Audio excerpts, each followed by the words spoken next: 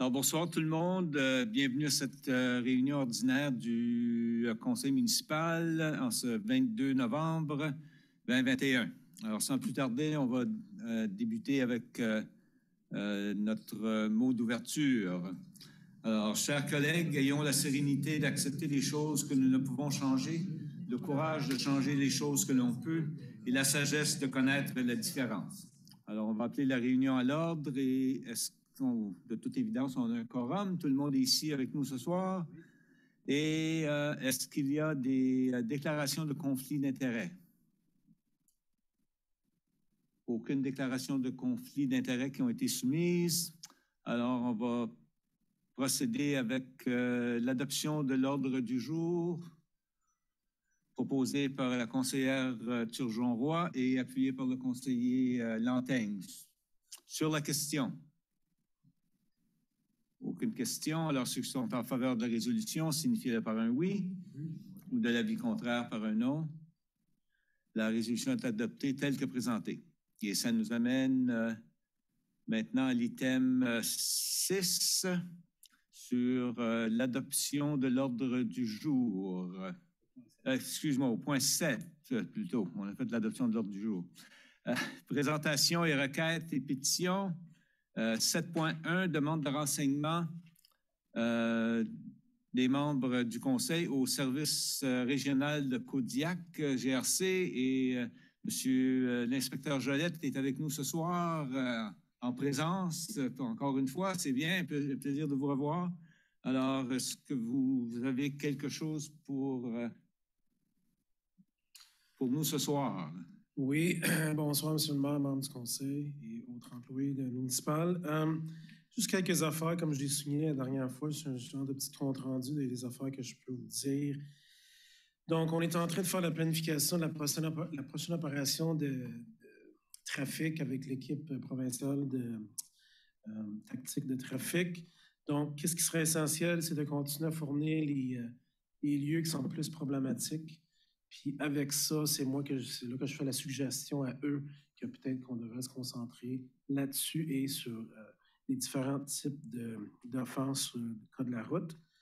L'autre affaire, c'est l'équipe de la réduction de la criminalité. Donc, juste un petit compte rendu, le 10 novembre dernier, ils ont réussi à exécuter un mandat parce qu'ils ont saisi une bonne quantité de drogue, des armes à feu. C'était sur le chemin Shediac Road, qui est extrêmement proche des lignes de Dieppe, donc ça va avoir un impact avec la quantité de drogue et possible violence dans le coin.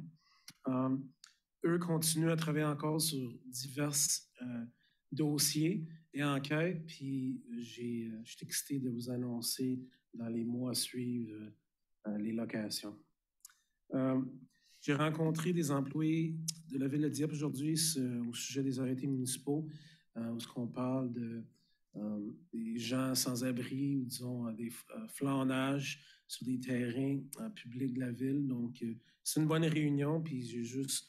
on a fait un genre de partnership pour, dans les semaines et les mois à suivre, si jamais il y a des appels d'assistance ou qui ont besoin de la GRC, je vais les expliquer comment que ça fonctionne, surtout à Moncton, parce qu'on a un bon exemple dans la ville voisine. Puis ça a été très positif. J'ai hâte de voir comment que ça va se dérouler.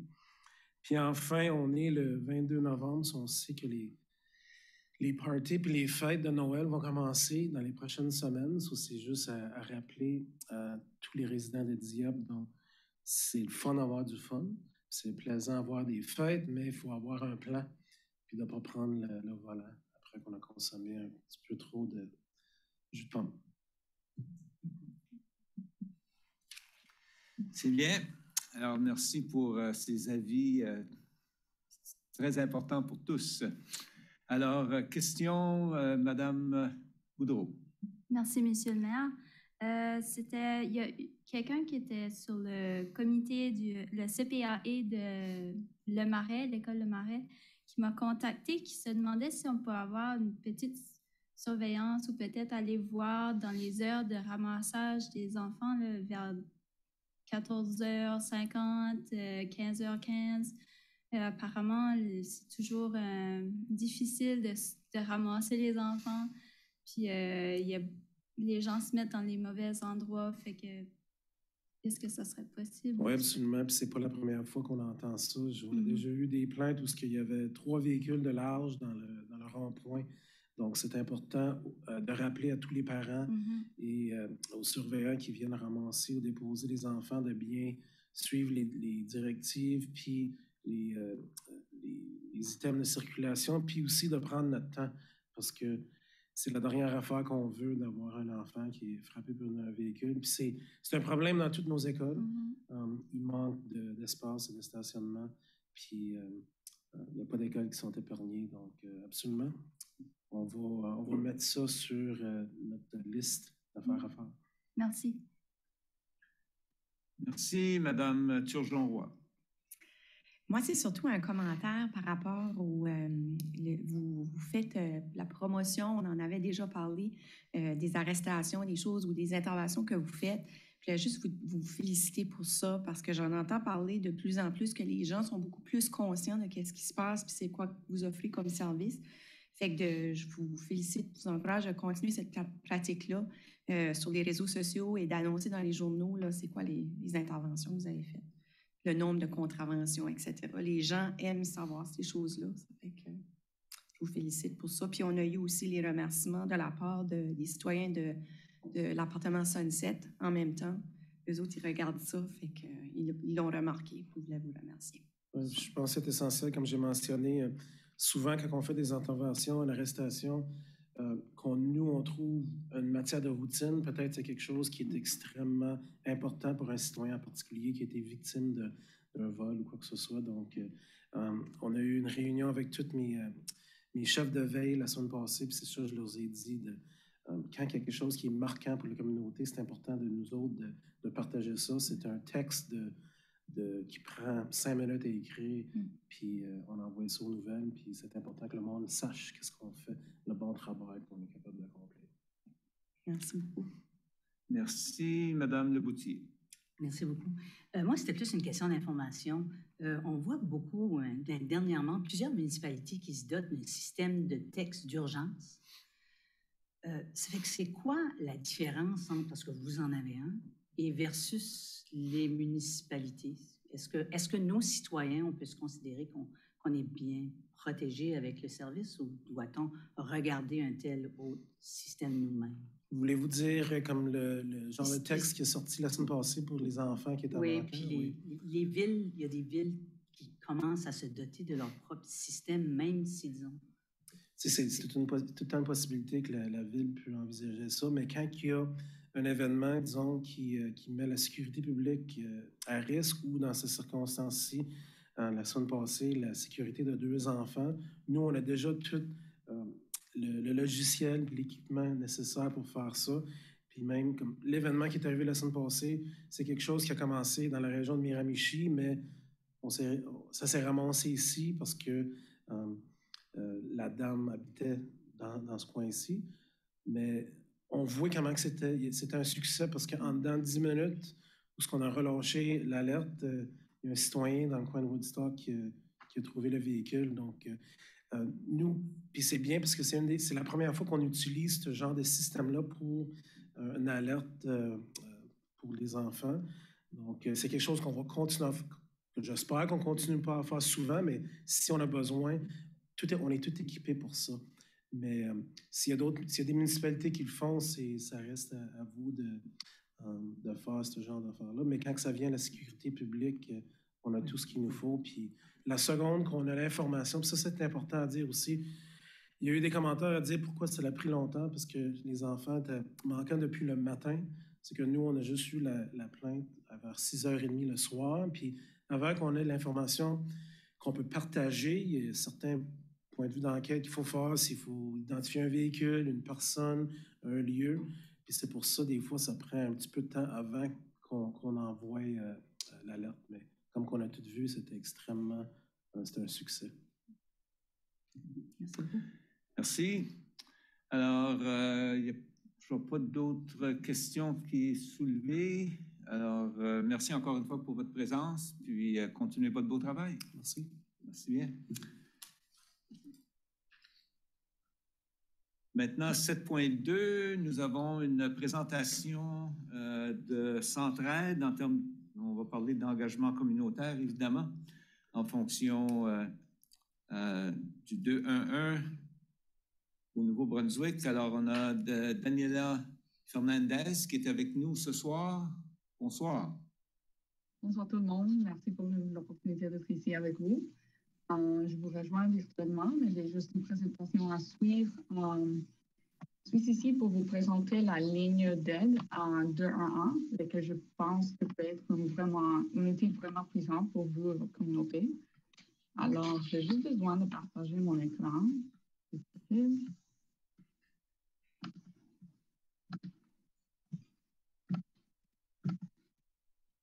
Parfait. Merci. Alors, imaginez que vous êtes un parent célibataire de 50 ans ayant besoin de nourriture pour votre famille et que vous ne savez pas vers qui vous tourner. Ou que vous êtes une personne âgée, handicapée, que vous n'avez pas les moyens de payer pour les réparations critiques dans votre maison, l'hiver s'approche. Où iriez-vous? Vers qui vous tournerez-vous?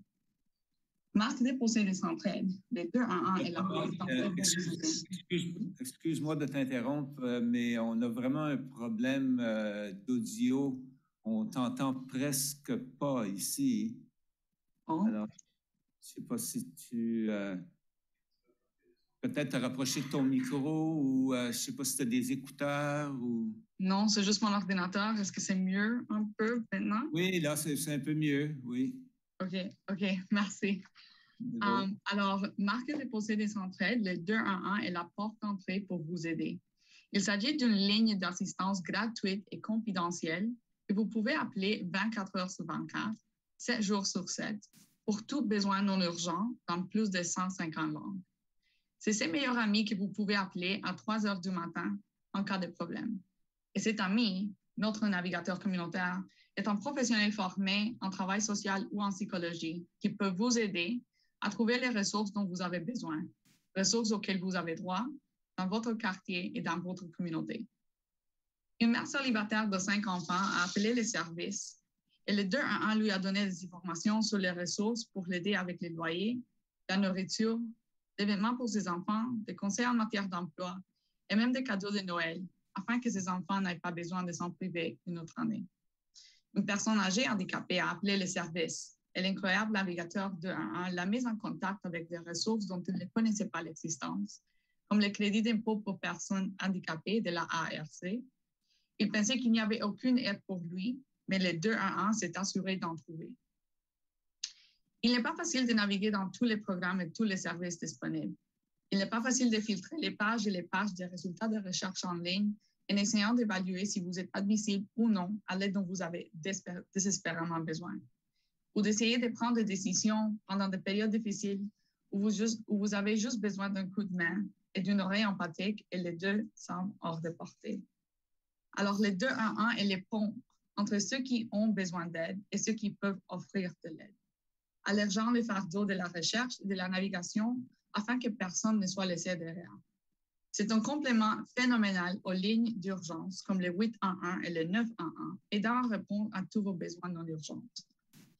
Une maman a appelé les services, inquiète pour sa famille et s'ils auraient quelque chose à manger cette semaine-là. La navigatrice a posé des questions et a vite appris que la mère, elle ne travaillait pas. Son mari était employé, mais il agissait avec violence à la maison. Le navigateur communautaire a immédiatement demandé si elle et les enfants étaient en sécurité. Et la mère, elle a dit oui. La navigatrice lui a ensuite demandé si elle disposait de toutes les ressources dont elle avait besoin pour trouver du soutien concernant la violence domestique. Et la mère a déclaré qu'en fait, elle travaillait déjà avec un travailleur social pour la mettre en sécurité, elle et ses enfants. Si à un moment quelconque de la conversation, les réponses étaient non, cela aurait été une conversation très différente. Le 911 aurait probablement été impliqué et des soutiens autour de la violence domestique auraient été mis à sa disposition. Ce dont elle avait besoin en ces moments, c'était d'une aide en matière de sécurité alimentaire et elle a également reçu des informations sur le conseil en emploi, les refuges pour les femmes et l'aide financière afin qu'elle puisse subvenir à ses besoins et trouver des ressources pour vivre de manière plus autonome selon son plan. Un père célibataire a appelé inquiet pour sa fille adulte.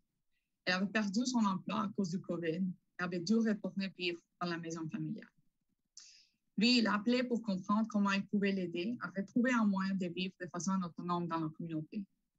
Alors que les navigateurs communautaires cherchaient des ressources, le père a commencé à s'ouvrir pour ajouter que sa fille avait vraiment des problèmes de santé mentale et qu'elle consultait un thérapeute une fois par semaine et qu'elle avait besoin d'un soutien supplémentaire. Alors, le navigateur a demandé s'il s'agissait d'un autre domaine où il aimerait trouver des ressources et il a dit oui. À ce stade, la navigatrice a pu élargir sa recherche pour inclure non seulement des options de logement abordables, mais également des ressources pour aider la fille à mieux s'adapter. Alors, comme vous pouvez voir, la vie peut être compliquée, mais trouver de l'aide peut être vraiment facile. Le 211 est là pour vous, quel que soit votre statut, quel que soit votre parcours. Le 211 est présent dans chaque quartier, chaque communauté et chaque ville de notre belle province. Il vous suffit de composer le 211 et vous trouverez l'aide dont vous avez besoin. Vous pouvez également visiter mb.211.ca pour rechercher vous-même des ressources ou pour trouver nos coordonnées, qu'il s'agisse de la ligne sans frais ou de notre adresse courriel. Nous avons aidé plus de 12 000 personnes qui habitent au Nouveau-Brunswick à trouver des ressources sur la santé mentale, la sécurité alimentaire, des programmes pour les personnes âgées, les familles, les nouveaux arrivants et plus encore. Les appels arrivent de partout dans la province. Et ça, c'est un beau sentiment pour nous parce que les gens reçoivent l'aide dont ils ont besoin au moment où ils en ont le plus besoin. Et ça, c'est le travail de Centraide. C'est le Nouveau-Brunswick qui se rassemble et qui montre son amour local afin que personne ne soit pas laissé derrière. En faisant un don au Fonds communautaire de Centraide, vous assurez la continuité de ces services essentiels parce que les 211 changent de vie et c'est vous qui contribuez à que ça soit le cas. Alors, l'aide, ça commence ici au 211. Les changements commencent chez Centraide. L'amour local, ça commence avec vous. Merci beaucoup.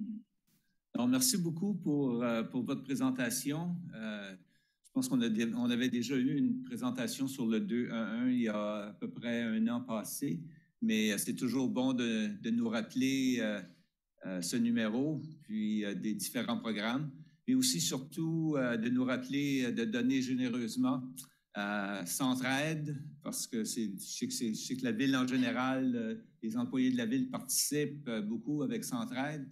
Alors, oui, merci de ce rappel. Merci beaucoup pour votre temps. Oui, est-ce qu'il y a des questions de la part des membres du Conseil? Non, je ne vois pas de questions. Alors, merci encore une fois pour votre présentation. Merci. Et au plaisir. Au revoir. Bonne soirée. Alors, prochain item numéro 8, questions du public. Est-ce qu'on a reçu des questions du public? M. Simard. Oui, merci, M. le maire. Oui, on en a reçu, mais il a été transféré au service concerné. Là. On parle du parc à chiens là, qui a été transféré aux gens d'entretien. OK. Alors, merci. Il n'y a rien d'autre? Alors, on va continuer avec l'item 9, adoption des procès-verbaux de la réunion du 8 novembre. Est-ce que je peux avoir une proposition proposée par le conseiller Thibodeau, appuyée par le conseiller Godette sur la question? Aucune question. Alors, ceux qui sont en faveur de la résolution, signifiez-le par un oui. De l'avis contraire, par un non. Alors, le procès-verbal de la réunion du 8 novembre est accepté tel que présenté. Maintenant, ça nous amène au 10.1 du côté de l'administration. 10.11. Monsieur Melançon. Merci, Monsieur le maire. Bonsoir tout le monde. Alors, comme premier dossier, vous avez devant vous une adjudication de contrat au niveau du service des ressources humaines. Alors, comme que vous le savez bien, notre directrice a choisi d'aller vivre une autre expérience dans un autre milieu. Et une deuxième personne de notre service a fait la même chose. Alors, on a dû trouver une alternative à court terme. Alors, vous avez devant vous un contrat avec Monique Galley qui agit comme directrice par intérim du service pour une période maximale de 4 mois. Alors, c'est pour l'approbation parce que ça dépasse l'autorité de l'administration. Alors, c'est notre recommandation de confirmer ce contrat. Merci pour la lecture de la résolution. Madame Leboutillier, s'il vous plaît. Merci, M. le maire. Que le Conseil abuse le contrat visant la gestion par intérim du service des ressources humaines à Monique Garley au coût de 262 $ l'heure pour une période maximum de 4 mois et autorise que cette dépense soit prélevée sur le compte numéro 1-2-20-19-2590, budget de fonctionnement général, administration et autres. Je vous le propose, M. le maire.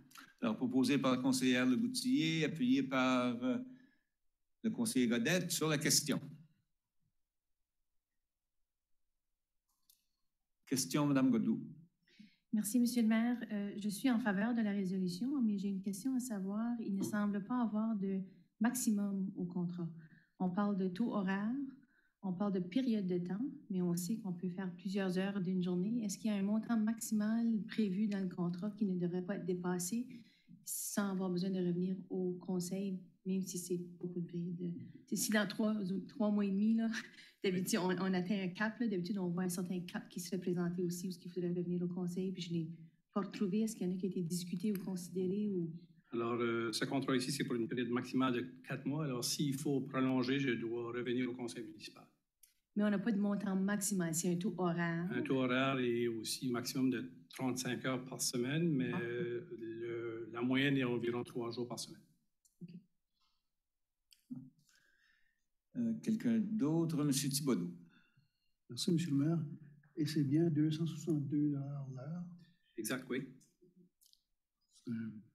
Combien d'heures par jour? Selon le besoin, maximum 7 heures, mais des fois, c'est des demi-journées, parfois, c'est des pleines journées. Merci. Madame Leboutillier, vous aviez une question? Ah non, c'était parce que vous avez lu la résolution. OK, merci. Pas d'autres questions? Alors, ceux qui sont en faveur de la résolution, signifiez-le par un oui. De l'avis contraire par un non. La résolution est acceptée telle que présentée. 10.2.2. M. Mélenchon. Alors, dans le secteur de développement communautaire et performance municipale, véhicules de transport en commun, vous avez devant vous une demande d'aide financière au programme d'infrastructure. Ici, le sommaire, c'est pour pouvoir se procurer, dans un avenir assez rapproché, un autobus de 30 pieds, ajouter 3 véhicules accessibles de plus petite dimension à leur capacité d'environ 12 passagers, et aussi l'aménagement de 6 abribus à des endroits stratégiques sur le parcours de nos réseaux de transport en commun. Et c'est pour donner l'autorité à l'administration de soumettre une telle demande à la SDR au programme disponible.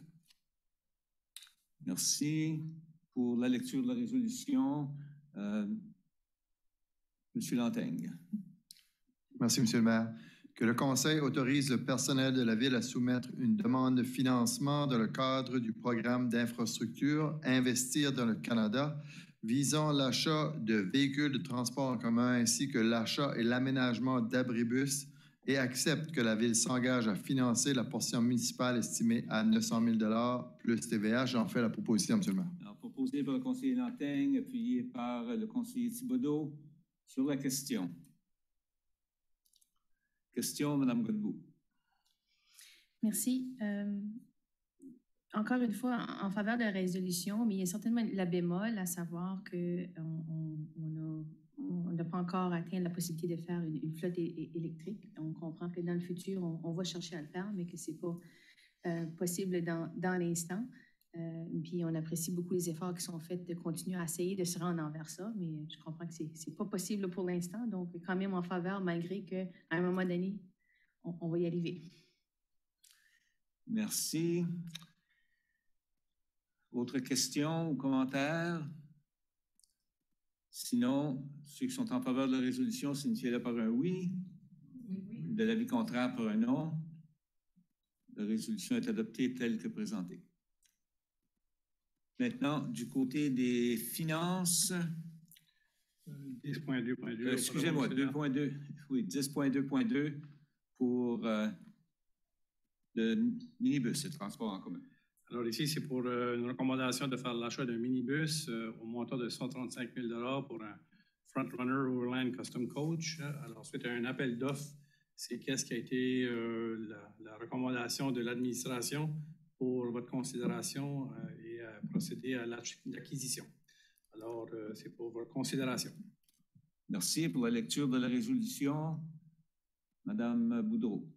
Merci, Monsieur le maire. Que le Conseil adjuge le marché visant l'achat d'un véhicule de transport en commun, modèle Frontrunner à Overland Custom Coach au coût de 135 000 plus TVH et autorise que cette dépense soit prélevée sur le compte numéro 3-20-12-7904, budget d'immobilisation générale, remplacement d'autobus. Je le propose. Alors, proposé par la conseillère Boudreau, appuyé par le conseiller Thibodeau sur la question. Sur la question, Madame Leboutier. Oui, merci, Monsieur le maire. Je suis en faveur de cette proposition-là. C'est sûr que c'est une belle opportunité qu'on a vraiment avec un gros coût de réduction. Ma question est ceci, c'était plus une question d'information. Ça fait que si on est satisfait avec ce minibus, est-ce qu'on va s'engager avec une même compagnie de même type pour les autres, pour le remplacement des autres, ou on s'attend d'aller complètement avec un autre compagnie?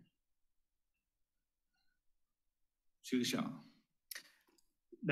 Pour le choix de la firme, il faut aller en appel d'offres. Donc, c'est à ce moment-là qu'on va savoir quelle firme fournisseur pourrait avoir les genres de véhicules. C'est certain que le Frontrunner, à ce que je comprends, a certaines particularités différentes du marché, donc c'est un nouveau type de véhicule. Donc, c'est certain que quand on vient préparer l'appel d'offres, on prépare en fonction de nos besoins. Et c'est de là que les fournisseurs viennent à la table avec des propositions. Donc, on ne peut pas choisir quel modèle, mais on peut quand même identifier qu'est-ce qu'on cherche dans un type de véhicule. OK, merci. C'était plus considération pour les parties, etc. Non, on veut pas. Merci beaucoup. Merci. Autre question? Sinon, ceux qui sont en faveur de la résolution signifient par un oui. De l'avis contraire par un non. La résolution est adoptée telle que présentée. Nous arrivons à l'item 10.3, question des budgets, question de finances. J'ai quelques commentaires à faire avant que l'on arrive spécifiquement dans chaque item. Alors, bonsoir à tous et à toutes. La raison d'être du personnel et du conseil municipal de la ville de Dieppe est de contribuer à l'amélioration de la qualité de vie de notre communauté. C'est donc avec cet objectif en tête que nous avons élaboré le budget de la municipalité pour l'année 2022. Mais avant de procéder à son adoption, permettez-moi de vous partager les grandes lignes. L'année 2021 a été une année qui a vu notre paysage municipal changer de façon importante. Que ce soit nos projets d'amélioration routière ou les nouveaux commerces et les nouvelles habitations familiales, notre ville a connu une forte croissance dans la dernière année. En comparaison avec l'année 2020, on constate une reprise marquée des projets commerciaux et industriels.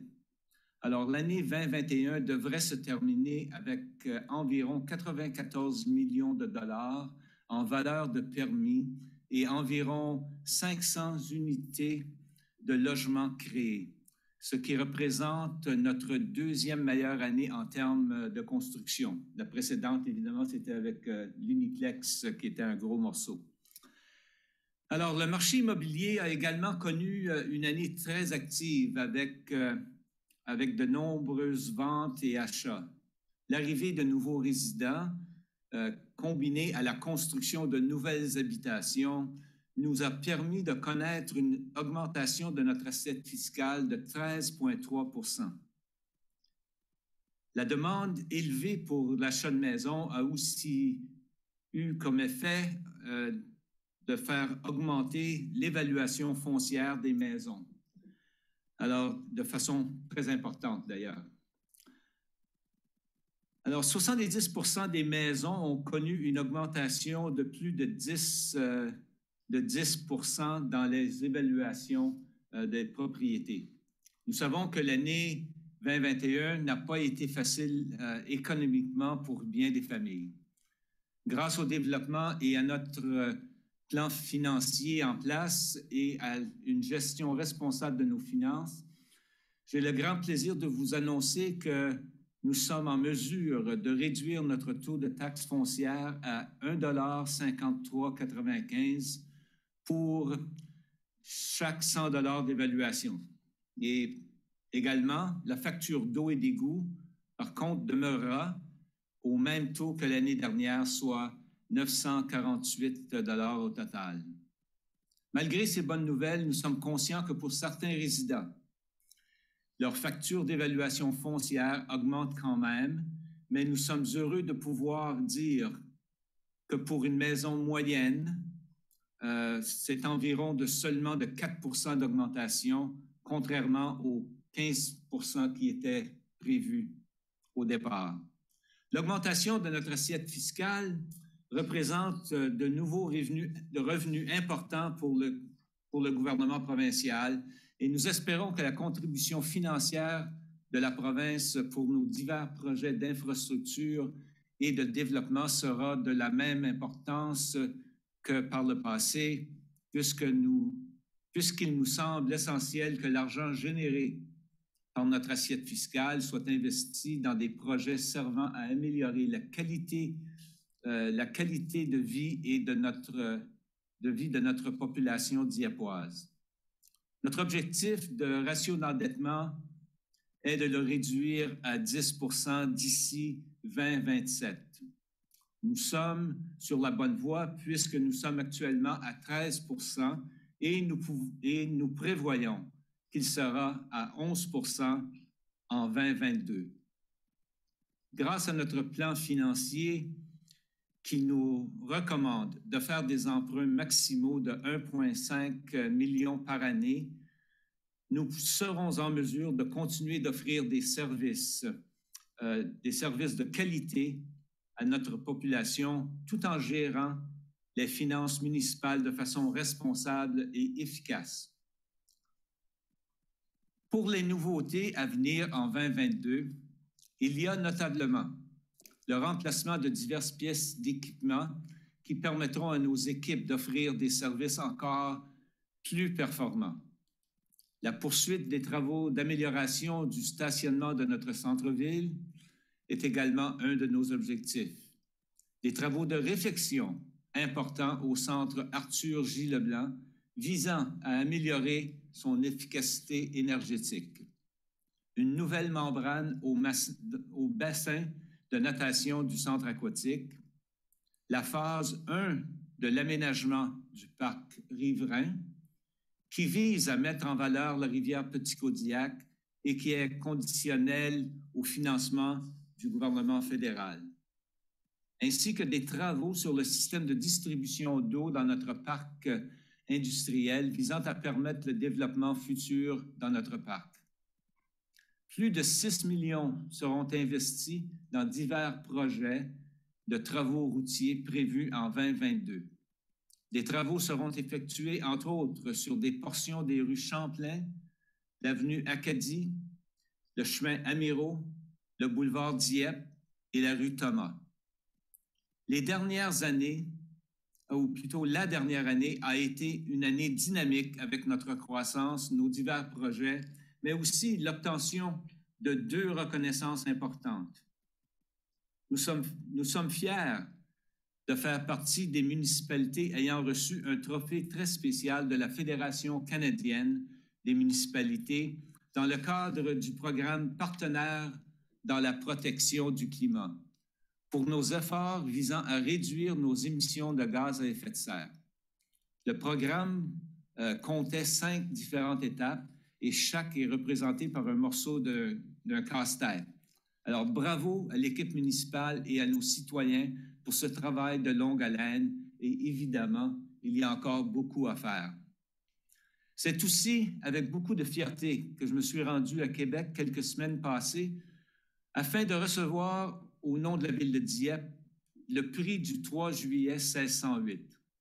Cette prestigieuse distinction remise par le Conseil supérieur de la langue française rend hommage à la persévérance, à la vitalité et au dynamisme d'un organisme œuvrant en Amérique du Nord pour les services exceptionnels rendus à une collectivité de langue française et à l'ensemble de la francophonie nord-américaine.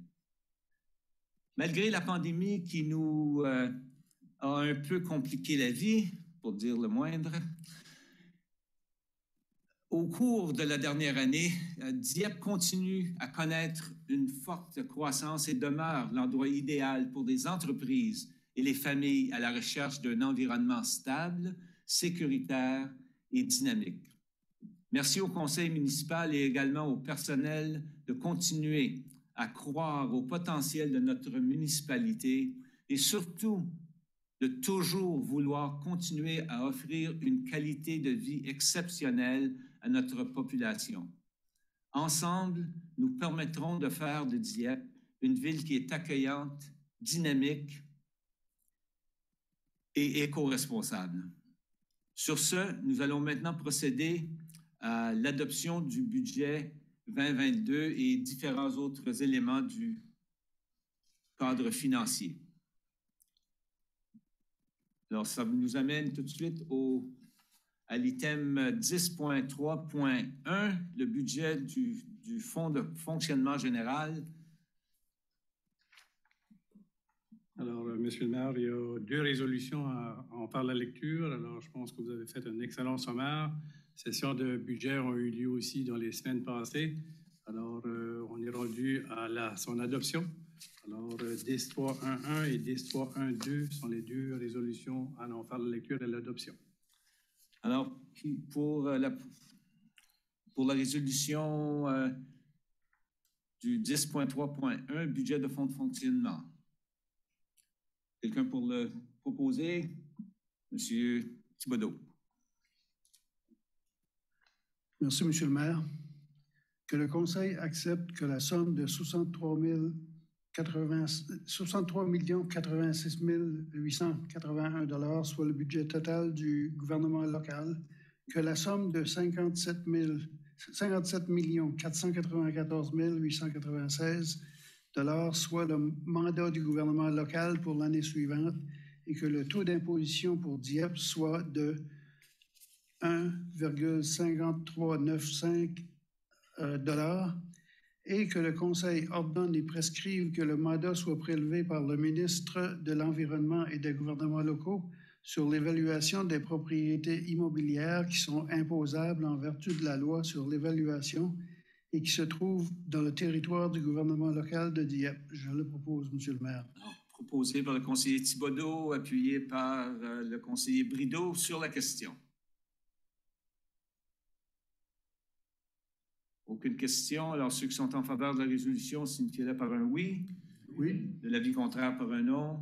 La résolution est adoptée telle que présentée. Maintenant, au prochain item 10.3.1.1, budget de fonds de fonctionnement général pour 2022. 1.2. 1.2, excusez-moi, budget de fonds de fonctionnement des services d'eau et d'égout. Pour la lecture de la résolution, merci, Monsieur Brideau. Merci, Monsieur le maire. Que le Conseil accepte, en vertu de l'alinéa 117,4 de la loi sur la gouvernance locale, que le budget total de fonctionnement du service d'eau et d'évacuation des eaux usées pour la prochaine année comprendra des revenus de 13 873 802 $ et des dépenses de 13 873 802 $. Que, conformément à l'arrêté concernant les réseaux d'eau et d'égout, que le taux unitaire pour l'usage de ces services en 2022 soit fixé à, pour le service d'eau, 476 $ et pour le service d'évacuation des eaux usées, 472 $.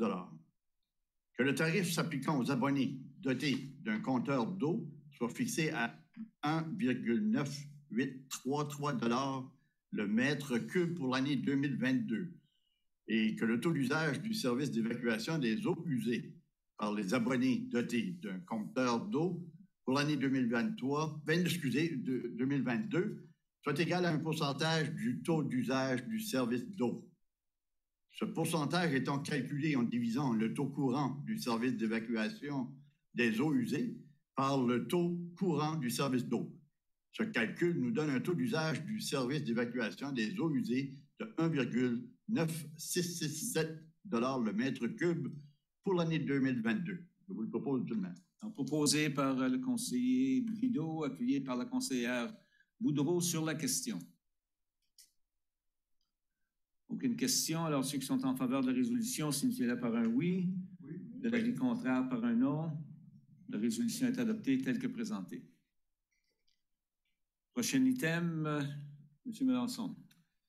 Alors, la lecture pour le 10-3-2-2, programme de projet d'immobilisation 2022, la liste de projets. 10-3-2-1. Bien ça? 10-3-2-2.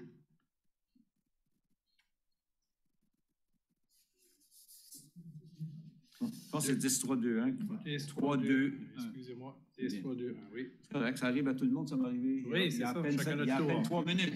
Il y a à peine 3 minutes de ça. Tu fais la même chose. Quelle équipe? C'est ça. Alors, pour la lecture de la résolution, Madame Leboutier.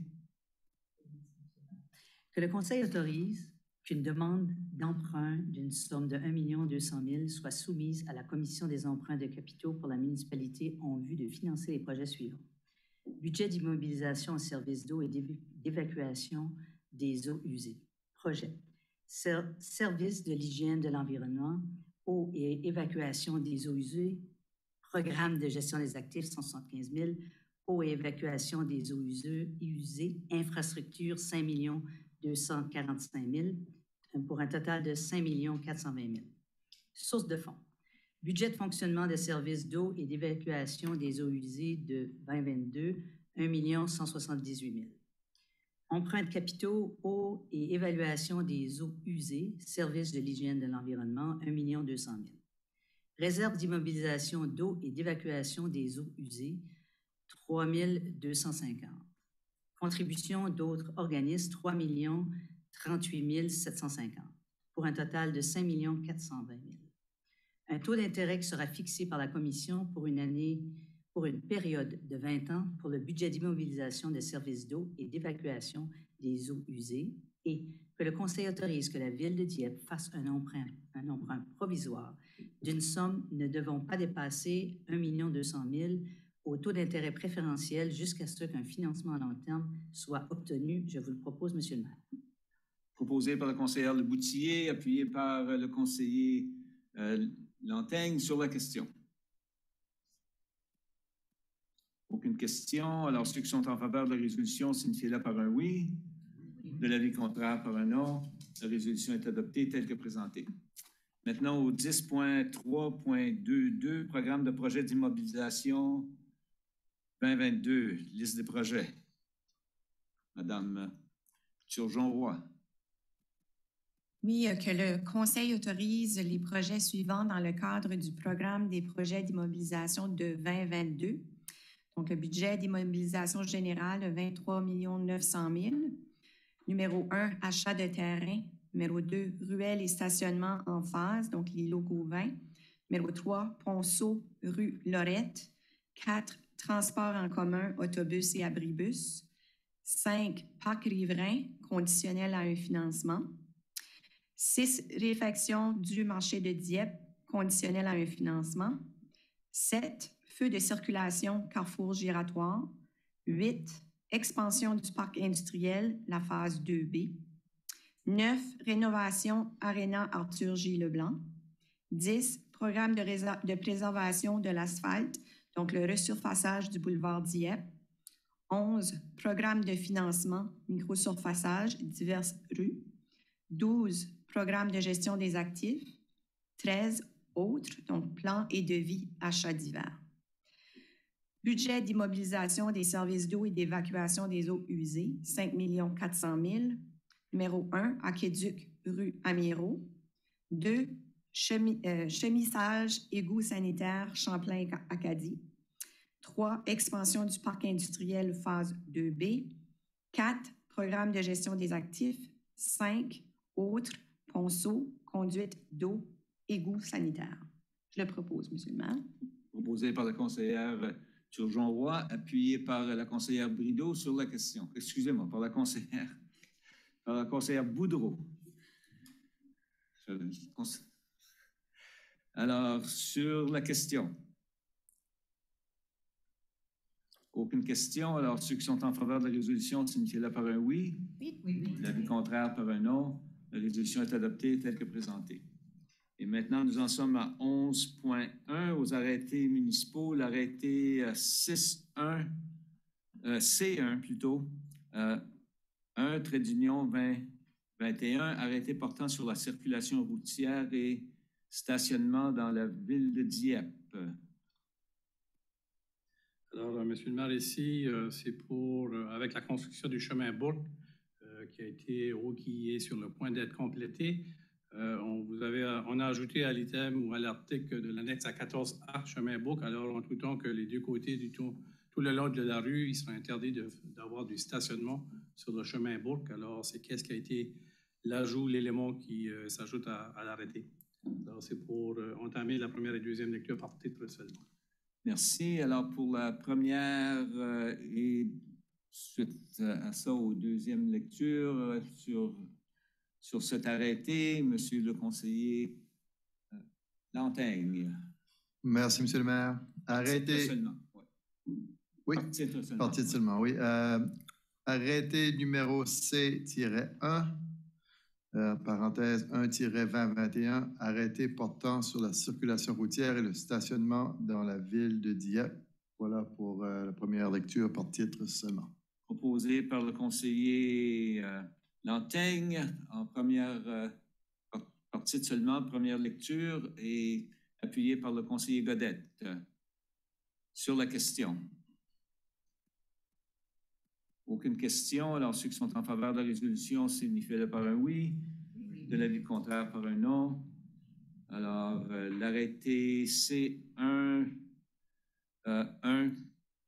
2021, arrêté portant sur la circulation routière et stationnement dans la ville de Dieppe, est accepté en première lecture. Et nous allons procéder avec la deuxième lecture, encore une fois par titre seulement, M. Lanteigne. Donc, proposition en deuxième lecture de l'arrêté numéro C-1, 1-2021, arrêté portant sur la circulation routière et le stationnement dans la ville de Dieppe. Donc, je fais la proposition en deuxième lecture par titre seulement. Merci. Proposé par le conseiller Lanteigne et encore une fois appuyé par le conseiller Godette sur la question. Aucune question. Alors, ceux qui sont en faveur de la résolution, signifient-le par un oui.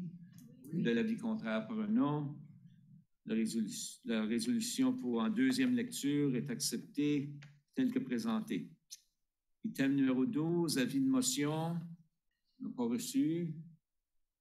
Alors, on continue à l'item 13, demande de renseignement et annonce des membres du conseil municipal. La seule question que moi j'ai, c'est à quel bout qu'on commence. Je pense. OK? Alors, Monsieur le conseiller Godette. Merci, Monsieur le maire. J'ai seulement une chose. Il y avait un citoyen qui m'avait demandé pour dans le coin de Amiro puis chemin False Creek. On avait parlé à propos peut-être mettre des lumières, puis on avait dit que ça ne marchait pas à cause de la rue Marguerite. Y a-t-il d'autres... Qu'est-ce qu'on va faire avec ça? Ça a été décidé ou... Monsieur le maire, on est en train de faire l'analyse par une firme de consultants qui vont nous arriver avec une recommandation. Alors, pour le moment, il n'y a aucune décision. On est en train de regarder la situation et d'arriver avec une alternative qui ferait pleinement le fonctionnement qu'on recherche à l'intersection. OK, merci. Juste une autre affaire. L'hiver qui s'en vient, je veux juste dire au monde qui ralentisse la vitesse, il va y avoir de la glace avant l'automne, puis beaucoup de neige. Ça, c'est les deux seuls items que moi j'ai. Merci. Une bonne idée aussi de mettre vos pneus d'hiver tout de suite. Oui. Attendez pas à la première grosse tempête. Les miens sont là depuis une semaine et demie. Merci. Alors, Madame Leboutier. Monsieur le maire, moi, j'aimerais prendre l'occasion de féliciter tous les employés qui ont travaillé de proche et de loin à ce budget ici. C'est quand même un budget qui a dû prendre avec tous les changements qu'on a eus. Merci pour le bel ouvrage. Et puis, de plus, comme vous savez, avec tous les changements, avec notre réforme qui s'en vient, on va avoir tout un boulot devant nous, mais je pense que nous sommes dans une très bonne position et on verra ce qui va s'en suivre avec les négociations, etc. Mais c'est des belles annonces qui s'en viennent. Puis, bravo, Dieppe. C'est tout. Merci. Merci, Mme Leboutillier. Mme Boudreau. Merci, Monsieur le maire. J'ai rien à ajouter pour ce soir. Merci. Merci, Monsieur le conseiller Brideau. Merci, M. le maire. La seule chose que j'aimerais de rajouter, c'est un message que je vais diriger à M. Jolette, notre policier présent. Merci pour le travail que vous faites, parce que je sais que j'ai brassé à la cage depuis plusieurs années, là, mais on voit qu'il y a du travail qui est fait, il y a de l'amélioration. Puis je t'encourage, avec ton équipe, de continuer le bon travail, parce que j'ai bien hâte que la rue Amiraux soit... Amiraux, oui? Acadie, oui. Soit réouverte pour qu'on puisse restabiliser un peu le trafic là, dans la ville. Mais merci beaucoup. C'est tout? Alors, Monsieur Thibodeau. Merci, Monsieur le maire. Je n'ai rien pour ce soir. Merci. Madame Turgeon-Roy. Une petite chose, juste d'inviter les gens à visiter, ceux qui ne l'ont pas fait encore, d'aller à Uniplex là, cette fin de semaine à partir de jeudi. C'est la 46e classique de hockey des écoles secondaires. Donc, on est vraiment chanceux et contents d'accueillir ce beau tournoi-là. Ça fait que profitez-en si vous êtes vaccinés de vous rendre à l'Uniplex pour aller voir des parties cette fin de semaine. C'est tout. Bonne semaine. Merci. Madame Godbout. Merci. Quelques petits points à informer le Conseil et les citoyens. Participer à quelques réunions sur les comités dans les dernières semaines, notamment celui-là pour MAGMOD, pour l'Association multiculturelle Grand Moncton. À savoir une réunion le 10 novembre. Il y a une réunion extraordinaire qui va être tenue le 8 décembre. Ils sont en train de mettre à jour leur processus administratif, leurs bylaws, leur règlement administratif. Alors, on continuera, la Ville de Dieppe, d'être présent et de les encourager dans leur rôle. Et puis, ils ont pu confirmer qu'ils poursuivent les intentions d'avoir le Festival Mosaïque l'été prochain, en juillet 2022. Fait qu'on les encourage avec ces développements-là. Une autre réunion aussi au niveau de CAFI, vraiment très impressionnée avec cette organisation ici que je connaissais moins, qui sont ici à Dieppe. De toute évidence, une décroissance qui augmente à tous les mois, on dirait, avec les offres de services et les activités qu'ils ont. Alors, on les appuie aussi dans cette nouvelle élan avec une nouvelle direction générale et un nouveau président. Fait qu'il y a du beau travail qui se fait. C'est encore un peu en arrière-plan. Il y a beaucoup de choses qui se font présentement au niveau de l'organisation, leur comité, leurs différentes choses. Fait que, encore une fois, une belle organisation avec des nouveaux arrivés au conseil là, et c'est très excitant à voir ce qu'on aura à vous annoncer dans les prochains mois comme nouvelle activité. Il y a cette semaine les résidences alternatives qui ont des propriétés ici à Dieppe. On leur AGA le 24 novembre si les gens sont intéressés de s'y rendre. Moi, j'ai l'intention d'y participer. C'est cette semaine, mercredi. Alors, j'ai bien hâte de voir encore là une nouvelle direction générale qui apporte des nouvelles et belles choses, des belles reconnaissances qu'ils ont reçues, des nouveaux dons de la communauté. Alors, on veut les encourager avec leur activité. Merci à l'inspecteur Jolette pour ce soir de s'engager à appuyer l'école, les parents, les gens dans les efforts pour l'école Marais, Antonine Maillet, de travailler la circulation là. C'est pas évident. Il y a au-dessus de 700 élèves. Beaucoup de personnes qui se font ramasser différentes choses. Fait que c'est un très grand effort de collaboration qui est requis de la part des parents, d'école et de tous. Alors, merci pour venir en appui à l'école quand il s'agit de gérer ça. Mon dernier point était sur la réforme municipale. Quand je regardais la lecture, j'en faisais la lecture du livre blanc. Lecture un peu en diagonale quand même, c'était beaucoup d'informations. En tout cas, je félicite la Ville de tous les travaux, tous les anciens conseils qui étaient là avant nous autres. le maire pour le travail qui a été fait pour bien nous positionner, pour pouvoir contribuer positivement avec aux réformes municipales. On avait apporté peut-être un sujet que, pour moi, qui est peut-être plus un défi, c'est cette idée de transférer ou le transfert de certaines responsabilités aux municipalités pour les dossiers plus sociaux. C'est des responsabilités provinciales qu'ils proposent soient mis vraiment sur le dos des municipalités. Il n'y a pas vraiment de direction à savoir les fonds. Je sais qu'il va y avoir des discussions à cet effet-là. On avait eu des discussions autour de la table il y a peut-être quelques mois. On a regardé la possibilité de c'est quoi le logement abordable à Dieppe. On est moins familier. C'est pas nécessaire. On comprend. On a parlé du concept, mais est-ce qu'on a bien compris le concept? On va regarder cette possibilité-là. Peut-être, M. Melançon, pourrais-tu nous donner une petite mise à jour où est-ce qu'on est rendu dans ces discussions-là, dans cette évolution-là, de cette pensée-là à Dieppe?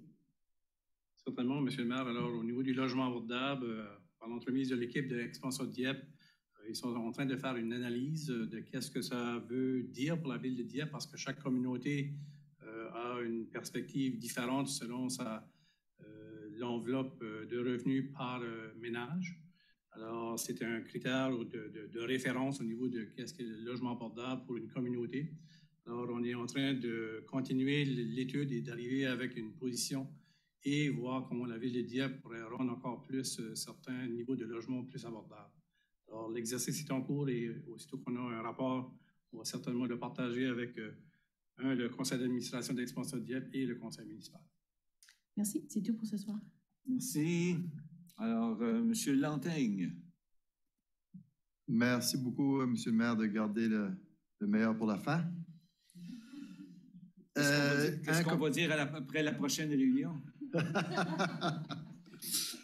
Donc, un commentaire rapide et une requête.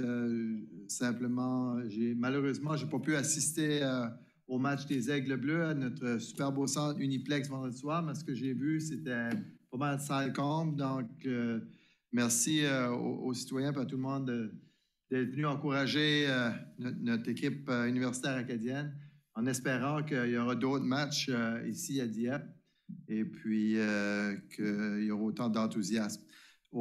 Maintenant, au niveau d'une requête, je sais qu'il y a déjà eu des discussions à cet effet-là suite à des commentaires, demandes de citoyens au niveau de l'arrêté municipal sur les feux extérieurs qui ne sont pas permis entre le 1er novembre et le 3e lundi du mois d'avril, sauf la période hivernale qui apparemment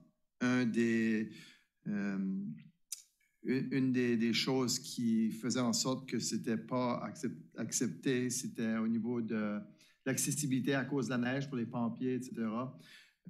Donc, j'aimerais voir à la demande de certains citoyens si on pourrait modifier cet arrêté-là avec certaines règles, comme d'être certain qu'il y ait un accès à l'endroit où se trouve le feu extérieur, tout ça, que ce soit déneigé, accessible aux pompiers, de voir si l'arrêté peut être modifié pour faire en sorte que les gens puissent profiter de faire des feux contrôlés, des feux de foyer extérieurs l'hiver aussi.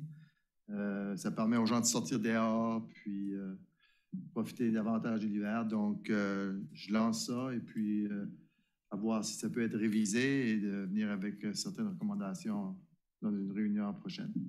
Merci. Alors, Monsieur le maire, pour le premier point, juste pour être très équitable, alors les Aigles Bleus, les équipes féminines et masculines vont jouer 2 matchs à Uniplex cet hiver. Excellent. Alors, on veut juste être sûr qu'on propage la bonne nouvelle et que les 2 équipes féminines et masculines vont jouer chez nous. Alors, les autres, ils ont chacun joué un match jusqu'à présent. Alors, une nouvelle partie pourrait être dans la nouvelle année. Concernant le projet d'arrêté, alors on a compris que le Conseil était ouvert à considérer un tel changement.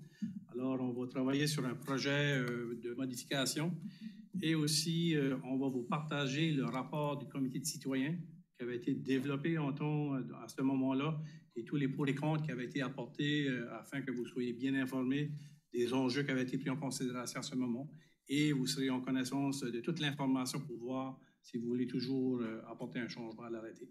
Alors, M. Simard travaille sur une débauche. Alors, est-ce que ça sera au début décembre, au mois de décembre ou en janvier? Là, on va travailler sur un projet et on sera à l'agenda en temps et lieu. Merci beaucoup, Monsieur le directeur général. Merci. Bonne soirée. Merci. Alors, pour le mot de la fin, moi aussi, j'aimerais remercier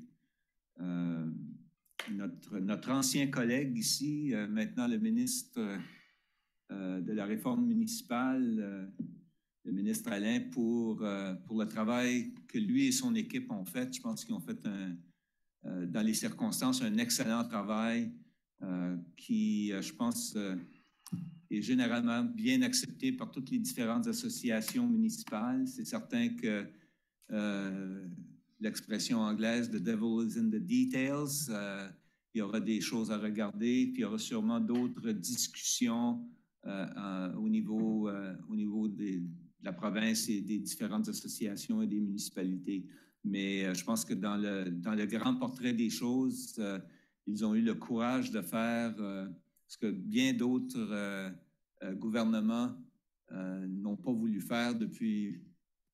Bon, ça retourne quand même à la période de chance égale dans les années 60. Alors, ceci étant dit, félicitations au gouvernement pour ce geste. Et je pense que pour toutes les communautés, l'élément principal de tout ça, c'est vraiment de travailler ensemble. Puis je pense que le fait que le travail doit se faire conjointement, dans certains cas, avec les commissions régionales, ça aussi, je pense que ça augure bien pour le futur. Mais la chose principale encore, c'est d'avoir la bonne volonté de faire la meilleure chose possible pour l'ensemble des citoyens. Ce que je crois qui a été fait dans ce cas ici. Alors là-dessus, bonne fin de soirée à tous. À la prochaine.